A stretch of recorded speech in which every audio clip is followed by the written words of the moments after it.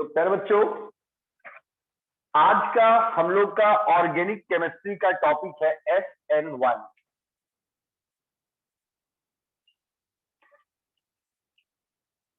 ये आपका haloalkanes and haloarenes में बहुत ही इंपॉर्टेंट टॉपिक है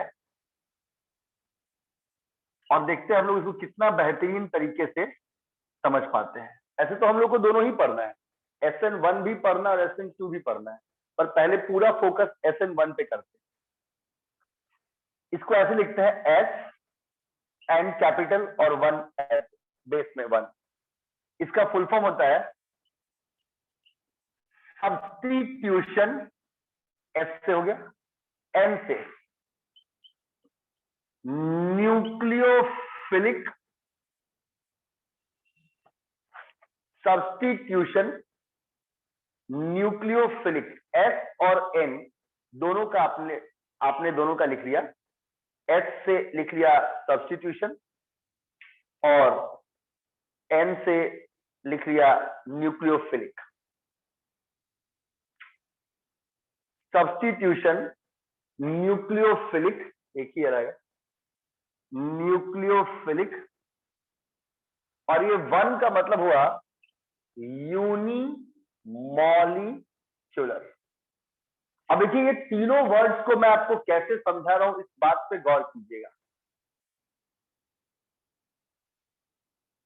प्यारे बच्चों, organic chemistry first chapter class 12 haloalkanes and haloarenes का सबसे खास टॉपिक SN1 एंड SN2 भी पढ़ना है, लेकिन अभी हम लोग पूरा फोकस SN1 पे कर रहे हैं। प्यारे बच्चों, सब्स्टिट्यूशन, न्यूक्लियोफिलिक, यूनिमॉलिक्यूलर। पहले हम इसके मतलब को समझते हैं। सबसे पहला है, इन दिस रिएक्शन 3 डिग्री यानी कि टर्शरी, जिन बच्चों ने ऑर्गेनिक के ऊपर थोड़ा अपना कमांड बनाना स्टार्ट किया होगा, उन बच्चों को मालूम है कि हेलोजन जिस कार्बन पे लगेगा वो कार्बन अगर 3 कार्बन को छुएगा तो उसको सर बोलते हैं टर्शरी। इस रिएक्शन में टर्शरी RX हेलो अल्केन या alkyl halide is attacked by OH minus nucleophile to give 3 degree यानी कि टर्शरी ROH अल्कोहल। बहुत छोटे और इजी तरीके में आपका पहला पॉइंट लिखा गया, और आप इस बात को महसूस कीजिएगा कि जब आप सारा पॉइंट्स पढ़ लेंगे, क्वेश्चन सॉल्व कर लेंगे, तो ये आपके दिमाग में बहुत ही स्टेबल हो जाएगा। कोई ऐसा ना पढ़ना पड़े इसको रट्टा जिसका मीनिंग क्लियर ना हो, है ना। उसको एकदम सिंपल पढ़ना है, बात को समझिएगा। मैंने टर्शरी में इस बात को कहा है माही अर्नव, इसका मतलब ये नहीं है कि ये सेकेंडरी या प्राइमरी में नहीं हो सकता, हो सकता है, पर इसका प्रायोरिटी टर्शरी में सबसे ज्यादा होता है, और SN1 का प्रायोरिटी टर्शरी हेलो एल्केन्स में ज्यादा है। बात को समझिएगा। जैसे अभी SN1 के रिएक्शन में हम आपको पढ़ाएंगे कि मेरे पास एक कार्बन को ये 3 कार्बन ने छू दिया, है ना, और यहां पे लगा हुआ है मेरे पास Br मान लेते हैं, ठीक है।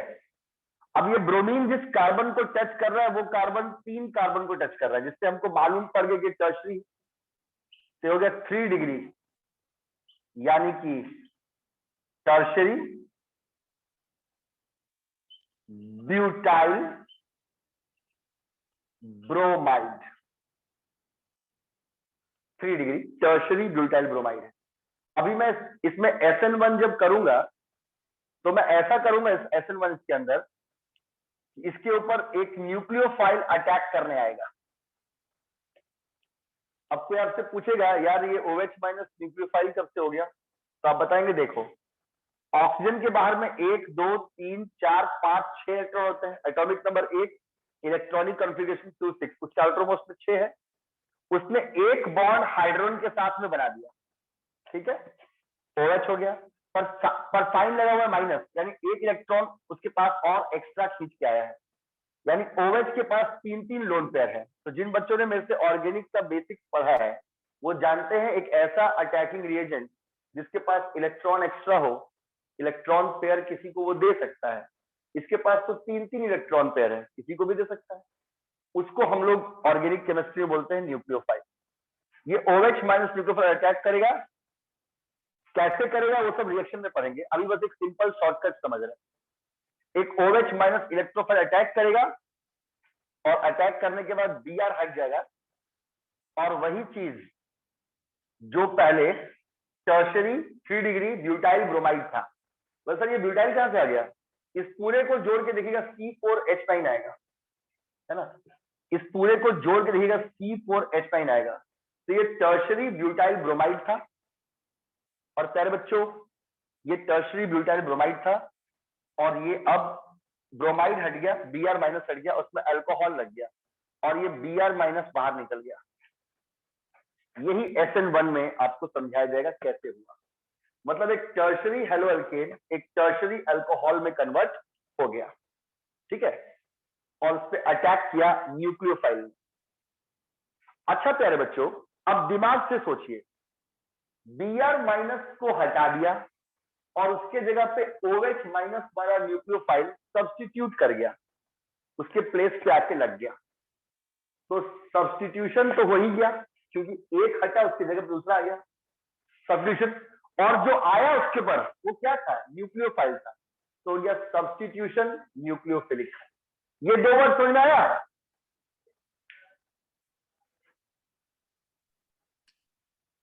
भाई? हाँ सर। चलिए, अर्नब आपको समझ में आया? Yes sir. जी, आप घबराइए मत, आपके मन का जो भी एक एक बूंद प्रॉब्लम है वो सारा पॉइंट्स में आ जाएगा, आप डरिए मत। अब सबसे पहले ये आपका एक जनरल सा एक, मतलब जैसे कोई चीज से परिचय करते हैं, कोई से यार SN1 पढ़ना है, चलो ना यार थोड़ा सा इंट्रोडक्शन कर लेता हूँ, एक बार रीडिंग करके देखते हैं, तो उसके पूरा रीडिंग करने से एक इंट्रोडक्शन आपको, ये पहला इंट्रोडक्शन यही मिलेगा, ओहो ये किसी भी बुक में रिएक्शन देख रहा हूँ तो वो कोई टर्शरी हेलो अल्केन ले रहा है, बाद में पता नहीं एक OH माइनस वाला न्यूक्लियोफाइल अटैक कर रहा है और बाद में ना वो टर्शरी अल्कोहल बन जा रहा है, ओ यही SN बनने लगता है, एक रफ स्ट्रक्चर। अब दूसरा पॉइंट आपको समझाएगा भाई ये OH माइनस कहां से आया, या कोई जो न्यूक्लियोफाइल अटैक करने आएगा वो कहां से आएगा। तो जब भी हम SN1 करते हैं तो हम टर्शरी हेलो अल्केन को एक पोलर प्रोटिक सॉल्वेंट के साथ रिएक्शन करते हैं, वही हमको न्यूक्लियोफाइल देता है ना।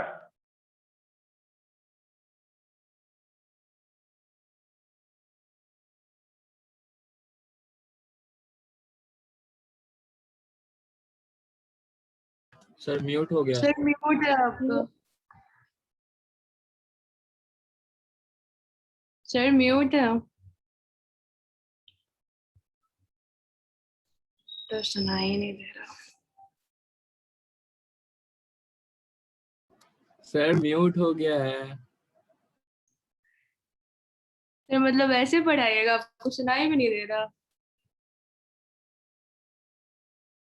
भाई? एक सेकंड, कोई दिक्कत नहीं। अगर 2 कॉन्सेप्ट भी एक दिन में तब गेन से कर म्यूट था सर। कॉन्सेप्ट बढ़िया से सीख रहे हैं, सर क्या म्यूट वो? होके पढ़ा रहे हैं। नहीं तो अभी था आपका म्यूट, अभी जस्ट अनम्यूट हुआ। ये जो आप एक लाइन लिखे हैं ना सर, कुछ भी नहीं सुनाई दिया है, पूरा म्यूट था। हम तो म्यूट नहीं किए थे बिल्कुल भी।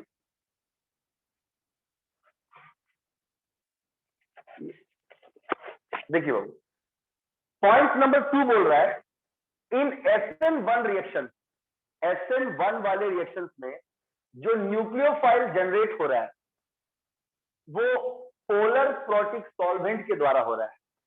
मेरे बात को समझिएगा, यही बोल रहे थे भाई कि अगर हम लोग पढ़ाई कर रहे हैं और एक दिन में 2 कॉन्सेप्ट भी सीख रहे हैं तो 10 दिन में 20 कॉन्सेप्ट सीखे।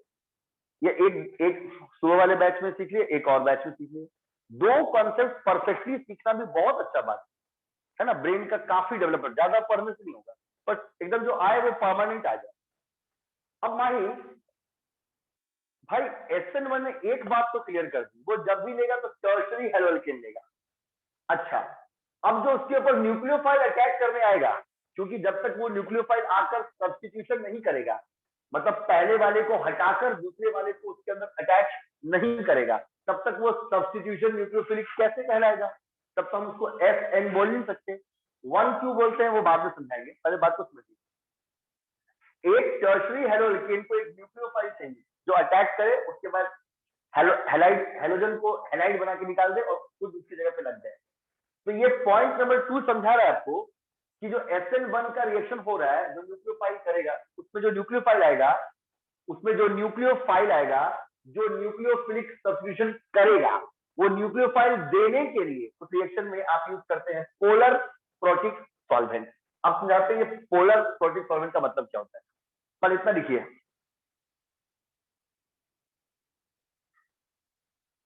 इसको लिखिए भाई, बस 1 मिनट रुकिए, लगता है चार्ज कम है, इसको चार्ज में लगा, दूसरा ईयरफोन ले ले।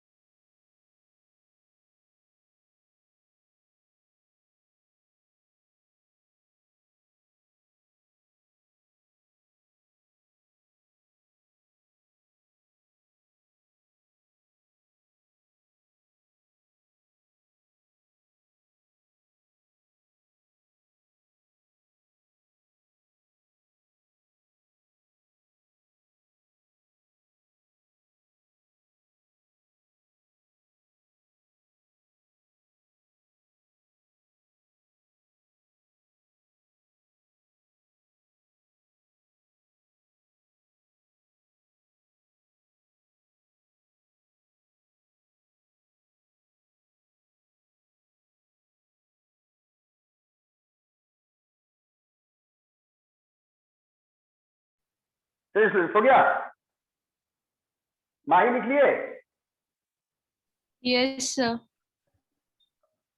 जो पूछेंगे वो साथ साथ बोलते जाना है, तो फिर आप जब थोड़ा थोड़ा बोलते जाएंगे ना, तो बोलते बोलते फिर आप लोगों को पूरा फील क्रिएट हो जाएगा, पूरा फील आ जाएगा। चलिए, तो अर्नव जब भी आपसे पूछेंगे कि अर्नव देखो ना मेरे को SN1 करना है, एक बताओ ना जनरल सा SN1 में क्या होता है, तो आप क्या बोलेंगे अर्नव? सर टर्शरी हेलोअल्केन में वो OH माइनस आप जोड़ दीजिए और फिर आपका वो फॉर्म हो जाएगा टर्शरी अल्कोहल। राइट, ऐसे मत बोलिए, जोड़ देंगे बोलेंगे तो मतलब दिमाग में आ जाएगा एडिशन रिएक्शन, यहाँ एडिशन नहीं हुआ है सर, एक टर्शरी हेलो अल्केन है सर, इसमें कोई डबल या ट्रिपल बॉन्ड तो है नहीं सर। सर ये टर्शरी है, एक कार्बन को 3 कार्बन टच कर रहा है सर, लेकिन है तो एल्केन ही ना सर, क्योंकि सारा बॉन्ड तो सिंगल ही है। और सर एल्केन शो करते हैं सब्स्टिट्यूशन रिएक्शन, सर तो उसमें कोई न्यूक्लियोफाइल अटैक करने आएगा सर, OH माइनस ये काम जल्दी करता है सर, इसलिए आपने OH माइनस को शो किया है। और सर टर्शरी हेलो अल्केन भी ये काम SN1 जल्दी करता है, इसलिए मैंने इसको शो किया है। इसका मतलब ये नहीं है अर्नव कि ये सेकेंडरी या प्राइमरी में नहीं होता, होगा पर बहुत स्लो हो जाएगा, इसलिए हम सिर्फ टर्शरी को शो करते हैं। हम वही रिएक्शंस करेंगे जिसका केमिकल काइनेटिक्स अच्छा हो, रेट ऑफ रिएक्शन अच्छा हो। OH माइनस न्यूक्लियोफाइल अटैक करने आता है और वो ऐड नहीं होता, वो सब्स्टिट्यूट करता है, वो उस हेलोजन को X माइनस बन के निकाल देगा, उसके जगह पे लग जाएगा। माही SN1 में जो न्यूक्लियोफाइल आएगा अटैक करने, जो न्यूक्लियोफिलिक सब्स्टिट्यूशन का काम करेगा, न्यूक्लियोफाइल होकर सब्स्टिट्यूट होने का काम करेगा, वो कहां से आएगा? Polar protic solvent. Very good, ये हमने एक शॉर्टकट आपको दिखाया है, वो आएगा, उसी के लिए हम यूज करेंगे पोलर प्रोटिक सॉल्वेंट। तो पहले प्यारे बच्चों पहले हम नोट में समझ लेते हैं, नोट में लिखकर कि भाई ये पोलर प्रोटिक सॉल्वेंट है क्या, और इसके यूज के बिना हम SN1 नहीं कर पाएंगे। तो हम लोग अभी पढ़ते हैं कि नोट में ये इस वाले को मिटा दे रहे हैं सारे बच्चों। चलिए अब देखिए स्क्रीन,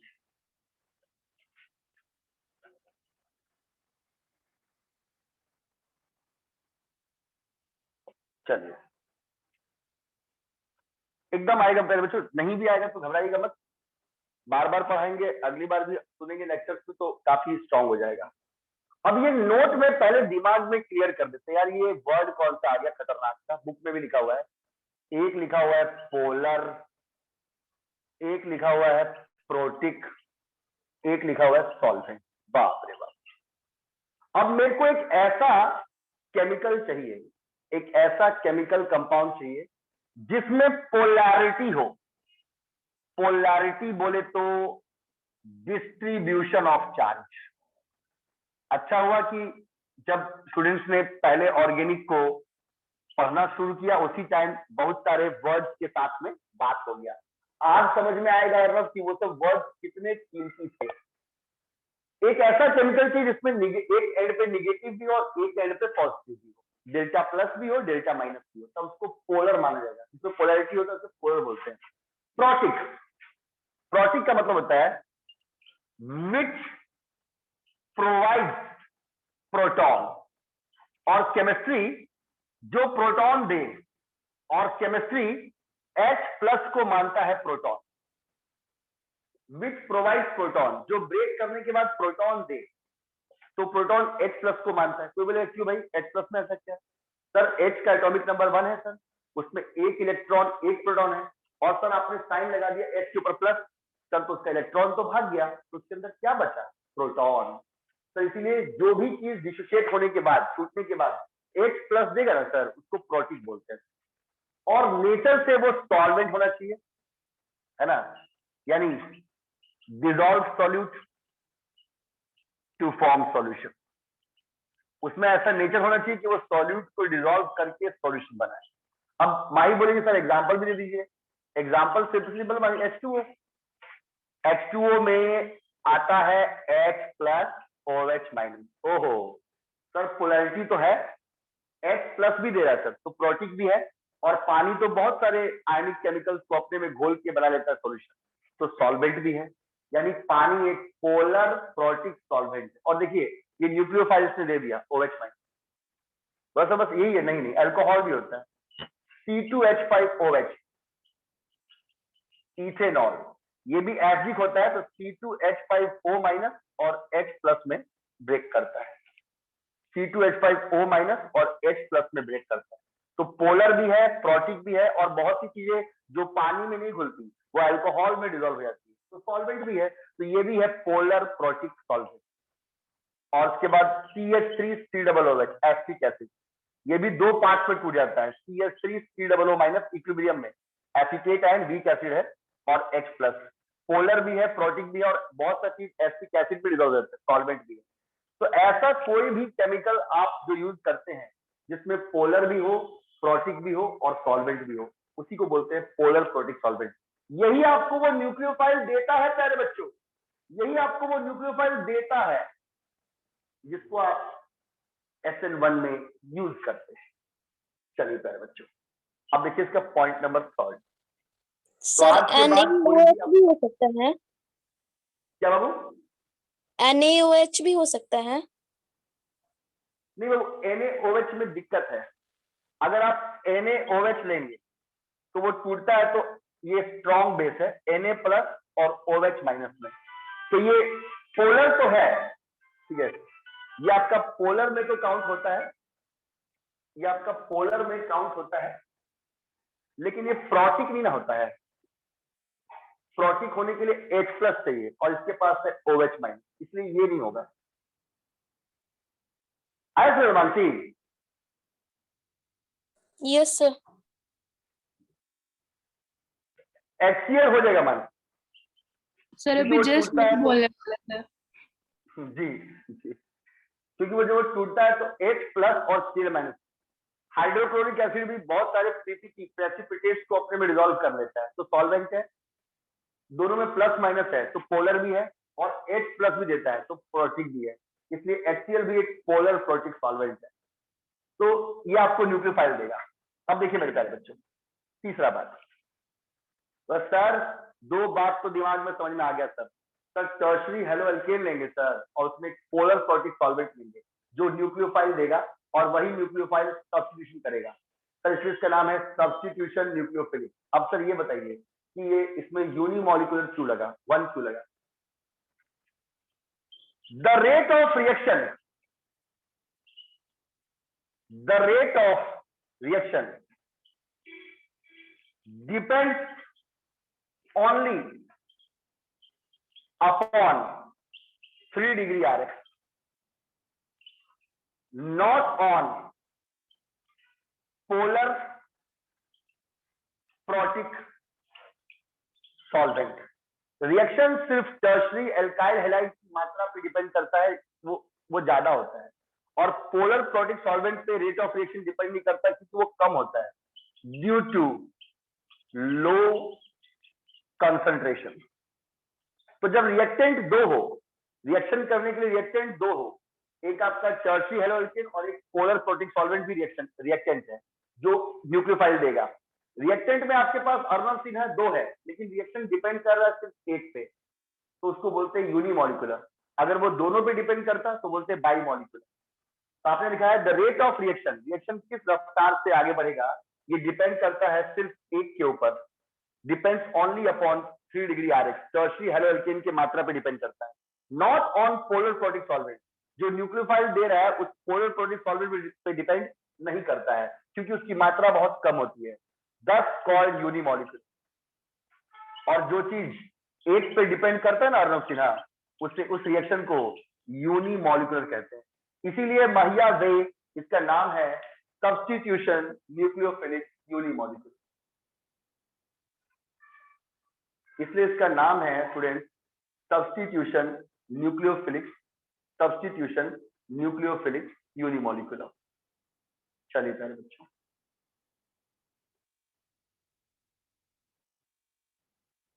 तो जब भी आपसे SN1 के बारे में पढ़ेगा तो जैसा मैंने आपको बताया ठीक वैसा ही आपको बताना होगा। अगर एग्जाम में आपको आता है डिफाइन पोलर प्रोटिक सॉल्वेंट, तो जैसे मैंने लिखा वैसे ही लिख देना है, कोई बकवास थ्योरी नहीं चाहिए। आपके बातों से एग्जामिनर को समझ में आना चाहिए कि पोलैरिटी भी है उस कंपाउंड में, वो H+ भी देता है टूटकर, और साथ में उसमें सॉल्वेंट, वो मतलब ये सॉरी पोलर भी है, प्रोटिक भी, और साथ में उसमें सॉल्वेंट का भी प्रॉपर्टी। यहां एक न्यूक्लियोफाइल सब्स्टिट्यूशन कर रहा है, यहां एक न्यूक्लियोफाइल माही वे सब्स्टिट्यूशन कर रहा है, इसीलिए इसका नाम है सब्स्टिट्यूशन न्यूक्लियोफिलिक। और रिएक्शन जो हो रहा है उसके अंदर रिएक्टेंट 2 है, लेकिन उसके रिएक्शन का रेट सिर्फ एक ही पे डिपेंड कर रहा है, सिर्फ एक रिएक्टेंट से उसको मतलब है। पोलर प्रोटिक सॉल्वेंट की मात्रा बहुत कम है, इसलिए रिएक्शन उस पर डिपेंड नहीं करता। तो अगर कोई रिएक्शन दोनों रिएक्टेंट्स के ऊपर डिपेंड करता है, दोनों रिएक्टेंट्स की मात्रा पे डिपेंड करता है, तो उसको हम लोग बोलते हैं बाईमॉलिक्यूलर। लेकिन अगर रिएक्टेंट 2 हो, रिएक्शन करने वाले रिएक्टेंट 2 हो और रिएक्शन बस किसी एक पे डिपेंड करता है, तो उसे बोलते हैं यूनिमॉलिक्यूलर। इसलिए इस रिएक्शन का पूरा नाम हो गया SN1, सब्स्टिट्यूशन न्यूक्लियोफिलिक यूनिमॉलिक्यूलर। हो गया माही? हाँ सर। अर्नब खान हो गया ना? Yes sir.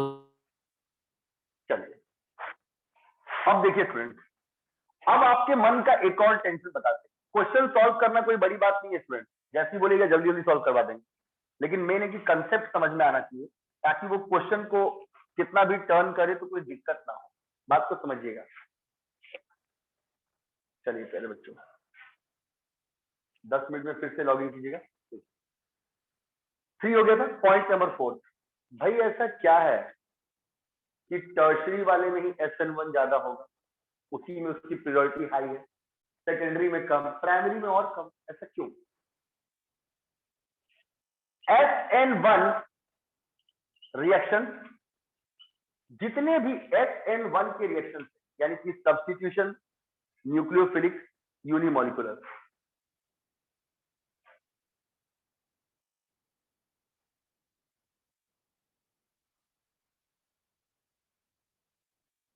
SN1 reaction are very fast in 3 degree RX,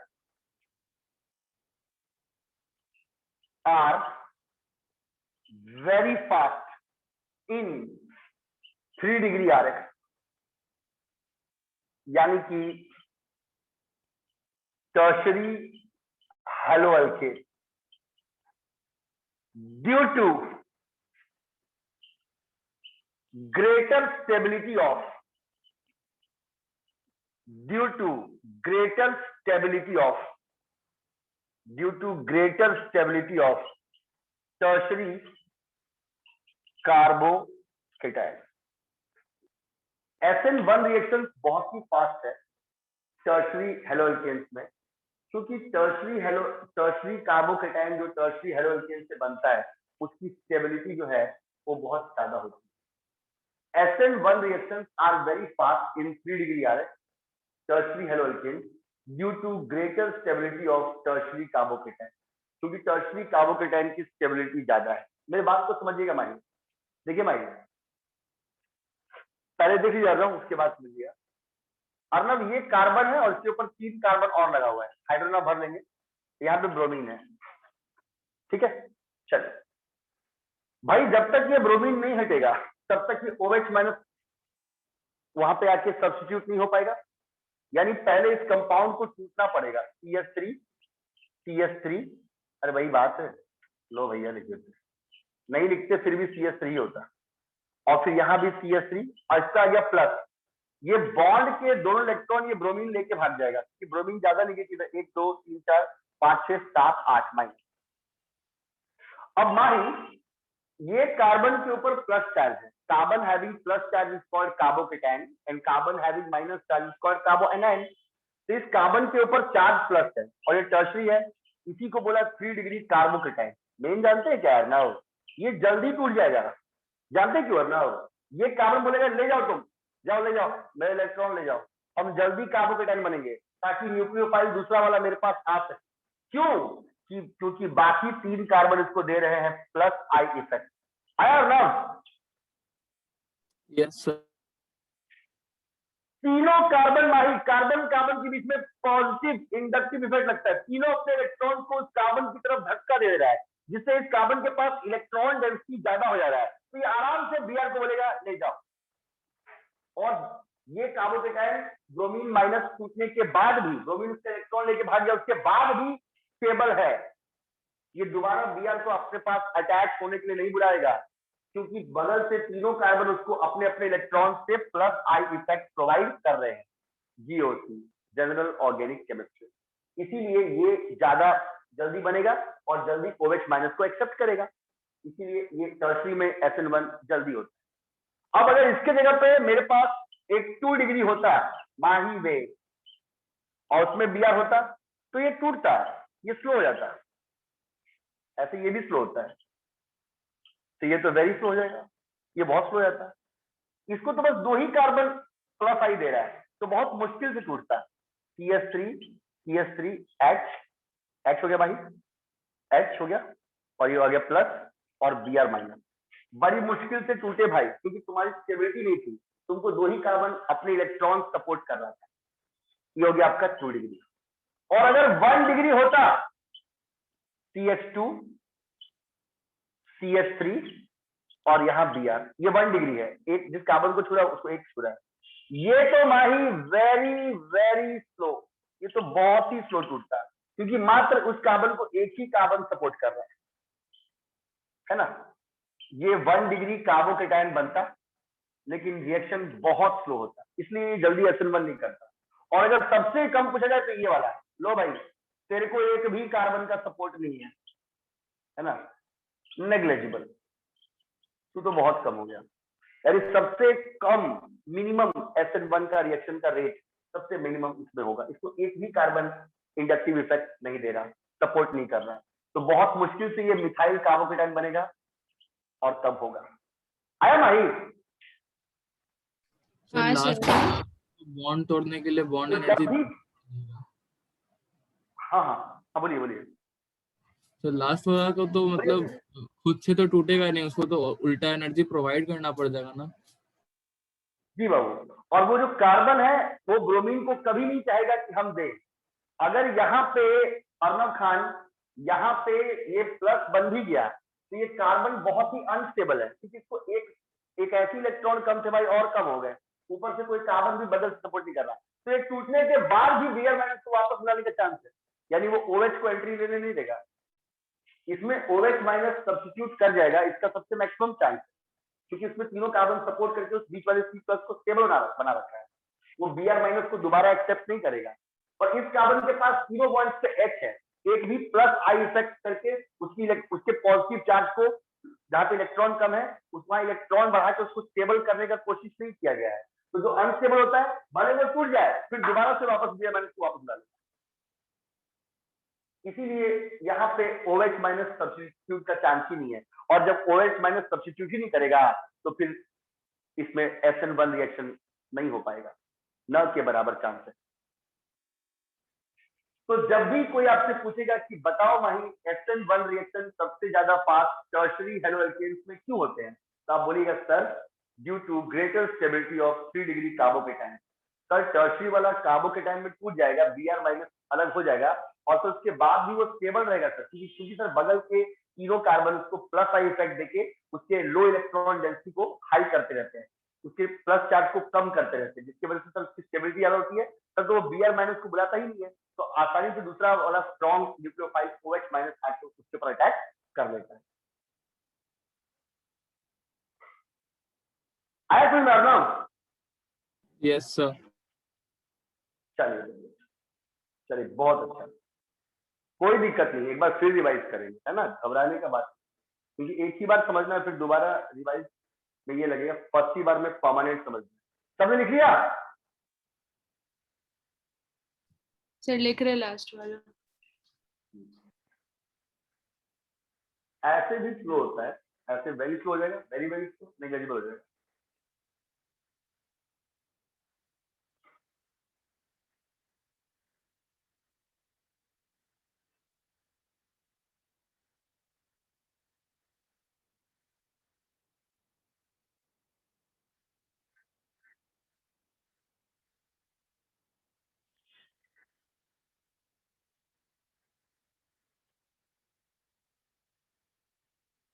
चलिए प्यारे बच्चों, तो ये आपका फोर्थ पॉइंट समझा रहा है कि टर्शरी वाला ही फास्ट क्यों होगा, और इस फोर्थ पॉइंट में आपको एक और बात बहुत अच्छे से समझा दिया प्यारे बच्चों, और वो बात